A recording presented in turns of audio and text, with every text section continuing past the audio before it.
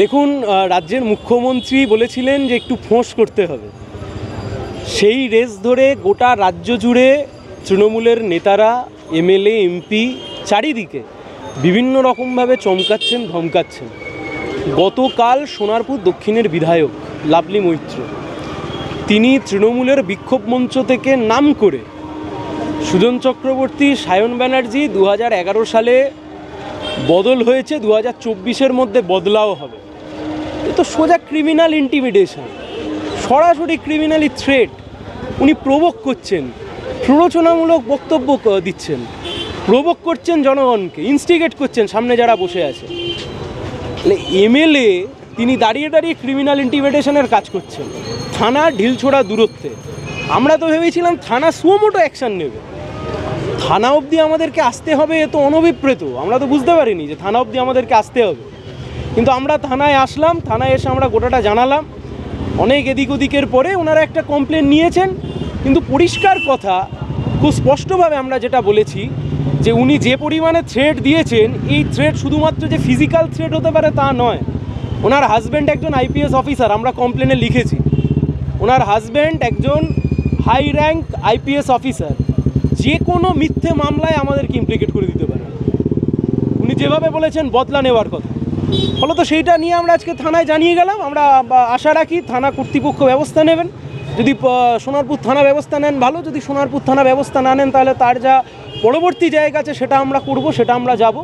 কিন্তু একটা কথা খুব পরিষ্কার, সোনারপুর থানা থেকে ঢিলছোড়া দূরত্বে এমএলএ দাঁড়িয়ে থ্রেট করছেন যে এবছরের মধ্যে বদলা হবে। কি মিন করতে চাইছেন? কি বদলা হবে? আর কতজনকে বদলা নেবেন আপনি? একটা গণ আন্দোলন, মানুষের আন্দোলন, আরজি করের ঘটনা নিয়ে রাজ্যের মানুষ আন্দোলন করতে নেমেছে। উনি কতজনের আঙুল নামাবেন? উনি কতজনকে থ্রেট দেবেন? উনি কতজনের বিরুদ্ধে নামবেন? উনি বুঝতে পারছেন না যে এটা গণ আন্দোলন। এই গণ আন্দোলনকে ম্যাডাম বেশি চোখ রাঙাবেন না। এই গণ আন্দোলনের সামনে অনেক বড় থেকে বড় নেতা নেত্রী তারা ফিকে হয়ে গেছে। গদি কিছু সময়ের জন্য থাকে, পদ কিছু সময়ের জন্য থাকে, খুব বেশি দিনের জন্য থাকে না। কিন্তু যা করবেন একটু ভাবনা চিন্তা করে করবেন, কারণ ভবিষ্যতে এর জবাব কিন্তু মানুষকে দিতে হবে। আচ্ছা সায়নদা, আজকে ডাক্তারদের একটা র্যালি ছিল, সেখানে আজকে লালবাজার অভিযান ছিল। সেই লালবাজার অভিযানের পরেই দেখা গেল যে সন্দীপ ঘোষকে অ্যারেস্ট করলো সিবিআই। বিষয়টা কীভাবে দেখছেন? সন্দীপ ঘোষকে তো সিবিআই অ্যারেস্ট করেছে ফাইন্যান্সিয়াল ইরেগুলারিটিসের মামলায়, অর্থনৈতিক দুর্নীতির মামলায় সন্দীপ ঘোষ অ্যারেস্ট হয়েছে। তার সাথে তো আরজি করার ঘটনার কোনো সম্পর্ক নেই। আমরা জানতে চাইছি, দেখুন আমরা এই গ্রেপ্তারিকে ওয়েলকাম করছি, আরও অনেক আগে হওয়ার কথা ছিল। তাহলে এই প্রশ্নের উত্তর আজকে রাজ্য সরকারকে দিতে হবে যে সন্দীপ ঘোষের বিরুদ্ধে এত বড় দুর্নীতির অভিযোগ পাওয়া যায়, সিবিআই তাকে গ্রেপ্তার করে। এই সন্দীপ ঘোষ সকালবেলায় আরজি কর থেকে ইস্তফা দিয়ে কে বিকেলবেলায় ওনাকে মেডিকেল কলেজের অধ্যক্ষ বানিয়েছিল? এই প্রশ্নের উত্তর তো আজ সরকারকে দিতে হবে। আমরা আবার বলছি, আমরা নির্যাতিতার বিচারের পক্ষে রাস্তায় আছি। ফাইন্যান্সিয়াল ইরেগুলারিটিস, অর্থনৈতিক দুর্নীতি, সেই অর্থনৈতিক দুর্নীতি সামনে পেয়েছে, অ্যারেস্ট করেছে, আমরা ওয়েলকাম জানাচ্ছি।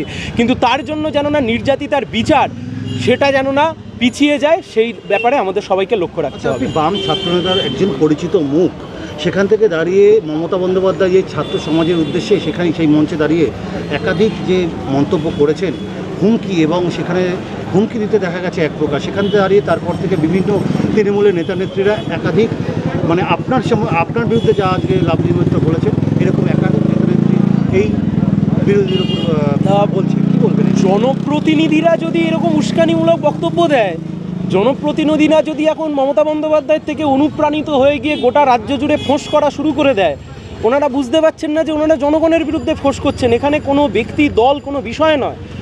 ক্যানিংয়ের বিধায়ক তিনি চারিদিকে হোয়াটসঅ্যাপ মেসেজ ছড়িয়ে দিয়ে বলছেন কারুর বাড়ি থেকে যেন ওই রাত দখলের অভিযানে যায়, কারুর বাড়ি থেকে কেউ কোনো ছেলে মেয়ে যেন না মিছিলে যায়। অশোকনগরের কাউন্সিলরের পাশে দাঁড়িয়ে একজন বলছে কোনো মহিলা বা কেউ যদি মিছিলে গিয়ে কোনো প্রতিবাদ করে, সেই মহিলার বিকৃত ছবি তার বাড়ির দরজার সামনে এঁকে আসা হবে। খোদ সোনারপুর মোড় থেকে দাঁড়িয়ে সোনারপুর দক্ষিণের বিধায়ক হুমকি দিচ্ছেন। ল অ্যান্ড অর্ডার রাজ্যের ইস্যু।